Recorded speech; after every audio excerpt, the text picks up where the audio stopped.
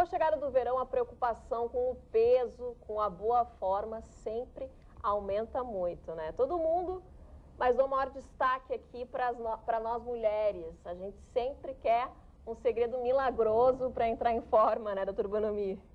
Bom dia, Cláudia, tudo bem? Bom dia, seja bem-vindo aqui novamente ao programa. Igualmente, satisfação em passar informações para o teu público. Olha a responsabilidade que tu está colocando sobre meus ombros hoje. Mas é uma preocupação. Sempre chega o verão e a mulher sempre quer um segredo milagroso para poder entrar em forma, para poder passar, né, cumprir tudo aí. Vou tentar contar alguns segredinhos do cérebro para que a gente possa comer menos. Entendendo o cérebro, a gente pode comer menos? Sem dúvida, vai ajudar muito, né? A gente não entende muito de cérebro ainda, talvez 10%. Mas a gente entendendo o que já foi descoberto, o que está sendo pesquisado, com certeza. Eu te faria até uma pergunta para iniciar. Você gosta de comer bife, arroz e batata frita? Ai, detesto. Eu adoro. Adoro, muito bem. Se eu colocar esse bife, arroz e batata frita dentro de um liquidificador, liquidificar e fazer uma papa e te dizer, come teu bife, arroz e batata frita, você vai comer? Não, não, certeza né? não. Mas é o mesmo bife, arroz e batata frita, não é isso? O culpado disso é o cérebro. O sabor dos alimentos é uma criação do nosso cérebro, construída a partir da combinação de gostos, sabores, cores, texturas. Na verdade, nós temos 7 gostos reais, né? Que é o doce, o salgado, a água, o amargo, o azedo, o oleoso e o umami. Umami é uma criação dos orientais do século passado, da forma descoberta, é o glutamato monossódico. Ele, na realidade, aparece em vários alimentos, nos cheeseburgers, nas pizzas, nos enlatados, nas proteínas, que a gente gosta muito, que é a carne, que é o queijo. Ele é usado muito para dar aumento de sabor em alimentos. É o último descoberto, né? Para você entender como a gente pode comer menos ou como funciona o cérebro, funciona o seguinte: a primeira impressão sensorial que a gente tem quando a gente imagina comer ou ver a comida é através de um órgão muito profundo no cérebro chamado ínsula. Ela absorve o gosto ou a imaginação do gosto da comida, porque a gente já tem o registro de todos os gostos que a gente conhece. Depois disso, passa para uma segunda área chamada hipotálamo. O que ele faz? Ele dá ordem para o nosso estômago iniciar a digestão. Porém, o órgão mais importante responsável por tudo é o córtex órbito-frontal. É uma área que junta gosto, sabor, textura, cor do alimento e faz com que a gente goste mais de uns alimentos do que outros alimentos. Portanto, mas ele também é responsável por nos fazer parar de comer. É tão forte essa coisa da impressão sensorial que se eu começar a falar para você que você não deve ter almoçado ainda, né? Não. Mas eu começar a falar para você que ali fora tem uma bandeja com várias espécies de chocolate. É muito desesperado porque eu detesto essas coisas, eu detesto chocolate. Você vai salivar, mesmo não sendo real, mesmo nós falando sobre isso nesse momento. Eu vou imaginar. Você vai imaginar e o seu cérebro pouco difere o que é o real do imaginário. E ele começa a trabalhar como se assim fosse. Portanto, eu estava falando que o córtex órbito-frontal é responsável também por parar de comer. Como é que se processa isso? Quando você começa a comer um alimento... Vamos devagar, que isso é muito interessante. Né? Tá. Como que a mulher consegue controlar? Tá, você vai começar a entender por essa explicação. Quando você começa a iniciar comendo o seu alimento, se você repetir muitas vezes o mesmo alimento ou colocar poucos alimentos variáveis dentro do prato, os neurônios pertencentes a essa região do cérebro vão começar a se cansar, né? E por ele começar a se cansar, ele começa, aí vem a questão de querer parar de comer, se enjoar da mesma comida, né? Então, primeira dica, coloca pouca quantidade ou pouca variedade de comida, porque o cérebro está sempre buscando novos sabores. Mas isso vai me deixar maluca, então. Porque a gente abre revistas de dieta, né? Manda fazer e eu sempre que eu compro revistas de dieta, eu assumo aqui no programa. Qual a dica dos nutricionistas? Prato colorido, muita variedade, sempre comer um pouquinho de cada coisa, nada é proibido, então, um pouquinho de cada coisa. O nutricionista... Está errado. Não está errado. Não está errado, mas... Eu estou dando a explicação de como funciona hoje, o que a neurociência explica. Por exemplo, os neurônios dessa área se cansam para a repetição. Porém, nós estamos sempre buscando novos sabores. Quando tu te cansa, na realidade, de comer certo alimento, ele procura por outro. Tá? Então, o que acontece? Você pode comer um boi.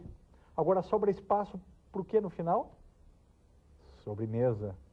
Por isso, essa questão da quebra entre o sal e o doce. Você gosta muito de comer lá a sua sobremesa, mesmo tendo comido e está enfarado de tanto comer. sobremesa. Por quê? Porque nós estamos buscando sempre um novo sabor. Aí vem a questão do mastigar. Você falou para mim, a recomendação da vovó dizia, mastiga muito, meu filho, né? Tem uma explicação científica e cerebral para isso. Quando você mastiga muito, várias vezes, o cérebro entende que você está mastigando o mesmo alimento várias vezes e ele começa a se cansar disso e você para. Você enjoa, porque é um hábito, é uma repetição contínua de um estímulo e ele se cansa.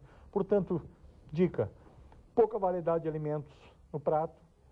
Não é que não seja recomendável pelo nutricionista, mas você quer emagrecer. É verdade aquela história de que o cérebro demora para captar que a gente já está com saciedade, a gente já comeu o suficiente? Não, ele demora se você está procurando sempre um sabor novo. Se você reduzir, por exemplo, seu prato no almoço a uma carne, a um arroz e a um feijão, certamente você vai comer menos porque você tem menos variedade. A mesma coisa é você mascar um chiclete. Se você mascar um chiclete antes de comer, o seu cérebro vai ler que você está mastigando e você está parcialmente se saciando. Eu comentei com você antes da entrevista, uma pesquisa foi publicada dia 10 agora na revista Science, uma revista científica. Um grupo de pesquisadores da Universidade de Pittsburgh, Carnegie Mellon, fizeram a seguinte pesquisa. Pegaram 3 grupos de pessoas, colocaram o primeiro grupo a colocar 30 moedinhas de uma máquina de lavar roupa em uma lavanderia. Só isso. Segundo grupo, 30 moedas e comer 3 M&M's, aquelas balinhas de chocolate, né? E o terceiro grupo, 3 moedas e imagina, tudo isso por imaginação, né? Imaginando-se comendo 30 bolinhas de M&M's. Qual foi o resultado?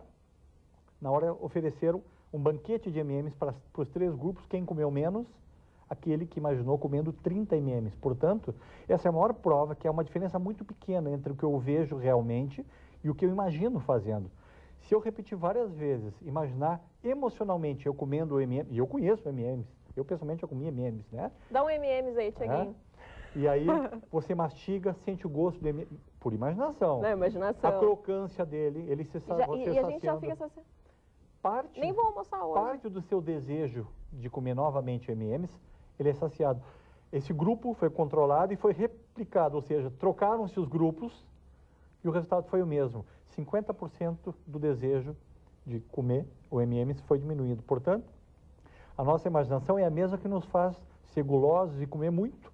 Quando você está num buffet, você visualiza com os olhos muito antes de comer, você saliva, né? O efeito contrário também é positivo. Você pode se imaginar comendo várias vezes, parece até um sacrifício, né? Mas a gente atende pacientes que vêm fazer dieta, fazer o apoio psicológico para isso. Uma das técnicas é você se imaginar antes de comer, comendo exatamente aquilo que você vai comer. Né? Muitas vezes imaginando, sentindo o gosto, se saciando, para que você diminua a vontade ou o desejo de comer novamente. Isso é uma dica. Outra dica, as cores são extremamente importantes. Você vai dizer, mas a nutricionista me falou que colocar várias... Claro, o prato fica apetitoso para a gente. Mas se eu colocasse, por exemplo, um pimentão azul na mesa, você comeria? Acho que não. O azul não faz parte dos alimentos da natureza. Então, por exemplo, a cor azul é uma cor aversiva para alimento. Foi provado cientificamente que se você comer num prato azul, um pequeno percentual do desejo de comer aparece. Se você pintar sua geladeira de azul por dentro, parece que é uma brincadeira, você diminui. Você comer num prato azul, como eu falei. Tá? Agora, você não pode pintar os alimentos de azul, mas você pode ser ajudado com vários recursos para poder diminuir o desejo de comer. A gente tem que parar com esse... O senhor falou da questão da variedade, né? Tem pessoas que todos os dias comem um pedacinho de chocolate e falam, eu preciso comer todos os dias um pedaço de chocolate. Esse hábito que a gente vai criando de todos os dias comer uma sobremesa, a gente vai condicionando o cérebro a isso? 2 coisas acontecem. Uma é o fenômeno da habituação. Tá? A mesma coisa que você dirige um carro mecânico, talvez você no primeiro, segundo dia olhe para a mudança, mas no terceiro, quarto, quinto, e aí vai por diante, você não olha mais, porque você se habitua. Alguns esquemas mentais provocam o fenômeno da habituação. No caso especificamente do chocolate todo dia, ele está incluído numa outra área do cérebro, que é a área da recompensa, também trabalhado na área da ínsula, como eu falei para você, que é a área que você tem que estar saciando o tempo todo. Por exemplo, tem gente que faz o seguinte, hoje eu estou muito nervosa, eu mereço um chocolatinho, né? Vou me dar de presente. Vou me dar de presente. Eu trabalhei demais, eu estou estressado, eu vou comer um chocolatinho. Pode ser o chocolatinho, pode ser qualquer outra coisa que você goste, pode ser um doce, pode ser... Isso vale para o tabagismo, vale para o álcool, né? Essas pesquisas estão se estendendo já hoje a esse espectro novo. Por exemplo, você imaginar, eu trabalho com chocolatras na clínica, vem buscar ajuda, né? Você fazendo isso que a gente falou sobre a pesquisa, você está exatamente evitando o desejo de comer muito chocolate. Quase que você enjoa por conta, né? Antecipadamente, mas é uma parcela. Se você fizer isso todos os dias, o que vai acontecer? Você vai se habituar a criar o hábito de visualizar se saciando parcialmente antes de comer. Certamente, o desejo pela comida vai diminuir. Claro, existem outros aspectos importantes. A gente está envolvendo questões emocionais, períodos que você está passando na sua vida, questões de personalidade, ansiedade, né? Você vê como as cores do alimento, e as cores são importantes nisso. Por que certas empresas usam, por exemplo, o vermelho e o amarelo? Porque o vermelho e o amarelo denotam atenção. A sinaleira do automóvel, né? Atenção significa tensão. Tensão significa ansiedade. Ansiedade significa comida. Doutor, para finalizar aí, quem quer começar 2011 já com um pensamento mais equilibrado em relação à alimentação, não comendo demais, querendo, não dieta, mas assim, reeducação alimentar mesmo, quais são as suas dicas? A dica que eu dou com meus pacientes é o seguinte: primeiro, aprender a respiração diafragmática, que eu ensinei para vocês aquela vez. Você respira pela sua barriga e não pelo seu peito, né? 3, 4 vezes antes de se alimentar. Segundo, mastigar bastante para que os neurônios da área do órbito frontal se cansem rapidamente para você enjoar da comida. Terceiro, 30 vezes? Aquela 20, 30 vezes, exatamente.